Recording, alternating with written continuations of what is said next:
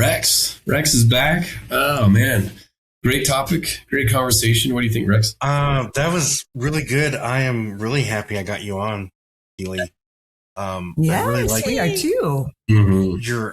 your approach is so empathetic and enlightening. I don't know. That was a really good conversation, and I feel like I just have a couple questions.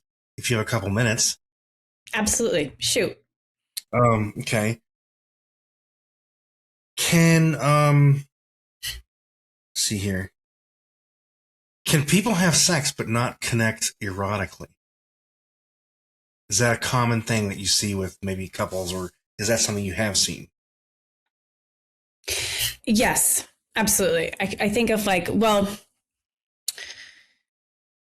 people can do the physical act of sex without any emotion or even being connected to their bodies. Like if we think of someone who's experienced trauma, they may be allowing their body to participate in something, but not there.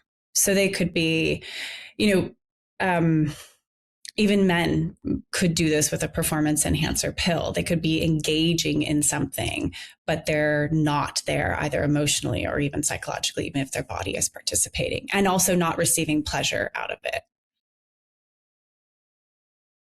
I would imagine that maybe that's why people are coming to you, because they're not feeling like they're connecting erotically, right? Pleasure is a huge component of why people show up at my office, right? This piece of like, it doesn't feel good for me. It's not interesting for me. And in that category, when we were talking about like, there's one person who says physical intimacy is really important. I want sex in our life. And the other person's like, I don't really care so much. Oftentimes the person who says, I don't really care so much, they are the way they experience pleasure, like they just don't experience pleasure. Like sex isn't fun for them. Having their bodies touched isn't fun for them. Feeling the erotic energy isn't really fun for them. Like it's just not a pleasurable experience. Not all of the time, but a majority of the time that is what's going on. And so going back into pleasure is one of the most important things of like, what would feel good for you? Which is where the blueprints come in, because we can start to look at like different ways in which people access pleasure versus this like genitals always have to be involved way. Yeah, the blueprints was a really cool thing to hear about. What was interesting to me was, I guess I would probably fall into the sexual category as a guy, but how orgasm isn't always so important to everyone. Yeah, well, and you know what I'll say about the blueprints is that many, many men, when they first hear about it, they categorize themselves as a sexual because they don't know there's other ways to be erotic. Like porn has shaped the eroticism space for men so drastically that when they start to go like, oh, I could actually have a pleasurable erotic experience, and orgasm isn't a focus, isn't the only thing. I used to do a podcast with folks called the orgasm trap, because the orgasm, that space of the orgasm, can overwhelm couples and become the only thing that they want to do. And so taking away that piece, and sometimes I do take away orgasms for sexuals that I'm working with and say like, we're just going to take that out for a little bit, just so you can experience something else. It can be really helpful. But sorry, I interrupted you. You were saying something about it though. No, you didn't interrupt at all. That was a really good and enlightening answer, and very fascinating to hear. Oh. Okay. There just might be. I'm curious. I've got a question for Keeley. Oh yeah, sorry about that. Keeley and even Liz. Can one person? Do you see? One person. Hey, my partner's not going to come or something. Do you have advice or counsel in this area of their relationship, or it really needs both people there? What do you say when one person comes who's struggling? Or is that possible? Do you only see couples? If someone comes and they're not having as much sex and they feel like they want to have more sex in their couple? Yeah. Or the other partner, just when one person comes and says, man, there's a struggle. Yeah, absolutely. I would say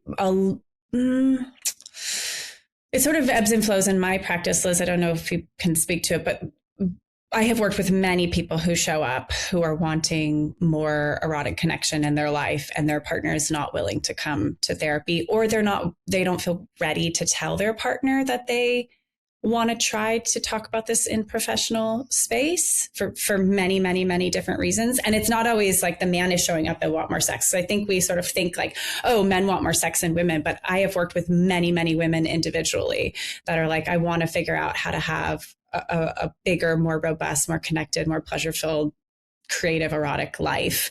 And I don't think my partner is ever going to be interested in coming in here. So, yeah. Mm-hmm. And I think, partners are powerful. I think even just one person can make a difference. Even if we're just learning how to say, well, gosh, when we're connected, I feel so close to you. And when we're not, I feel so lonely and disconnected and I miss you. Just learning how to speak this very difficult topic, I think, if nothing else, can be very great for individual therapy. Absolutely. Yeah. What about couples where there's like an arousal mismatch where, hey, I'm ready to go. And the other person's like, I'm not ready to go. And then later the other person's like, I'm ready to go. And then the other person isn't ready to go. How do you deal with that? I'm just asking for a friend. I'm just asking for a friend. Yes. I was going to say, that sounds pretty typical to your friend. Yeah. So I think are you asking more about like how long it takes for someone to get aroused? Like if one person gets aroused quickly and they're ready to like jump right in and another person takes a period of time? Are you talking about like one person wants to have sex in the morning and one person wants to have sex in the afternoon? Probably more like a person who wants it in the morning and one that wants it in the afternoon, or just like they're turned on by different things or at different times. And they're not getting turned on at the same time, or the one isn't turning on the other one. Yeah. Timing. Yeah. Right. Yes. Right. So I think of that as like seduction. How are we learning to seduce the other person? The great news is both people are getting turned on. I think we would start there. Like both people are finding erotic energy and they're just expressing it in ways where it potentially is maybe not a turn on or a turn off to their other partner. So we want to first address that, celebrate that everyone's has their erotic energy showing up, and then figure out how does that person who feels turned on use that energy to seduce their partner? What do they know about their partner that would be interesting, right? Like I know for me, if my partner comes at me and tries to just kiss my mouth, like right off the bat, like if that's his move to try to turn me on, it is never going to work. Like it's not a go-to. I like mouth kissing, but oftentimes much later as I'm more aroused, it's not like it just doesn't work for my system. And so it's figuring out how do we seduce each other when we're in that energy. What I will say about speed, because I think there can be, when we are more turned on than our partner, if we think of the arousal curve on a scale from 1 to 10, 1 being I'm interested in sex, 4 being I would be hard enough for penetration or interested in penetration, 9 being the point of no return, 10 being orgasm. If you're already aroused, and let's just say you're like at a 3 or a 4 and your partner is at a 0, we often have to slow down. So I always say to the partner who's like further ahead in their arousal, can you slow down and come back and meet your partner? And then it's learning how to turn your partner on. If you get more than like 2, I know this sounds like very specific, but like if you get more than 2 levels above your partner, oftentimes what I've seen is that partner feels left behind and they can even go backwards down the arousal curve because they feel so much pressure like they're supposed to keep up. So if you come in at like a 5 or a 6 to your partner and they're at a 0, it's very unlikely. Uh-oh, we lost him. Are we okay? Okay. It's very unlikely that that person's going to be able to play catch up. They feel like they're playing catch up, what can really, really like actually turn the system off. And so we have to bring that faster moving partner way back down to a lower level of arousal and then teach them how to turn on their partner to seduce them and bring them along without jumping way, way ahead. It's like if you come in, say you come down, you're like, okay, I'm connecting with my partner. I'm meeting them in their energy. I've turned them on and you get them to a 2 and then you jump ahead to an 8. Again, we're going to be in that missing energy space. It's just like we've just disconnected altogether. Mm-hmm. Mm-hmm. Yeah, I've never heard it put like that, Keeley. I really like that.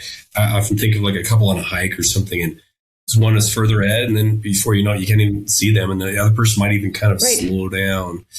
Like, okay, I don't even see this, and I almost in frustration, slow down a little bit on purpose to be like. I used to, for the longest time when I would describe this in San Francisco, I would talk about like if you guys want to run from Golden Gate Bridge to Ocean Beach, if you want to run together, the fastest person has to slow down. Because eventually the slower person is just going to want to stop running with you. If you're pushing them to run faster than they want to run, and you do that multiple times, eventually the slower person is just going to not want to run. They're just going to be like, I'm not going anymore, which you see in couples. So the faster person has to slow down and meet the slower person. Always. There's just no way around that. That's great. Yeah, I think that's a really good point and makes a lot of sense to me. Let me see here. There was just so many points you made that were so good that I could talk to you for another 3 hours. Thanks, Rex. Oh, what? I like this.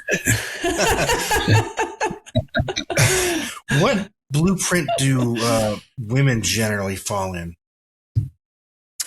So the sexual is what most men think they are, and the sensual is what most women think that they categorize as. My experience of working with the blueprints is I normally say once you learn about the blueprints, revisit it in 3 months and think about it again, because it will change once this information sort of like filters into your psyche and you start to talk about it and think about it this way. I don't know that I would categorize any gender specifically into these spaces.